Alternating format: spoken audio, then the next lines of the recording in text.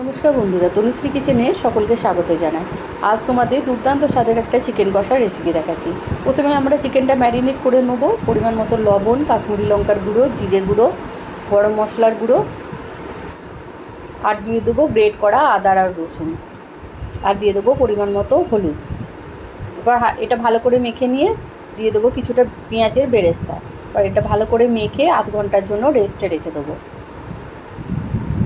এদিকে যে তেলের মধ্যে আমি বেরেস্তা করেছিলাম সেই তেলেই 1 চামচ ঘি দিয়ে চিকেনটা দিয়ে দেবো। এবার লো ফ্লেমে এটা কিছুক্ষণ রান্না করে নেব। এদিকে একটা ভাজা মশলা রেডি করে নেব। তার জন্য নেব 2টো শুকনো লঙ্কা, একটু রসুন, একটু গোটা গরম মশলা মানে এলাচ, দারচিনি, লবঙ্গ। আমি এখানে দেখো এলাচটা কিন্তু বড় এলাচ নিয়েছি, আর দিয়েছি ধনে, জিরে, একটু গোলমরিচ। এরপর এটা ভালো করে কিছুক্ষণ নাড়াচাড়া করে এটা পেঁয়াজের বেরেস্তা দিয়ে পেস্ট করে নেব।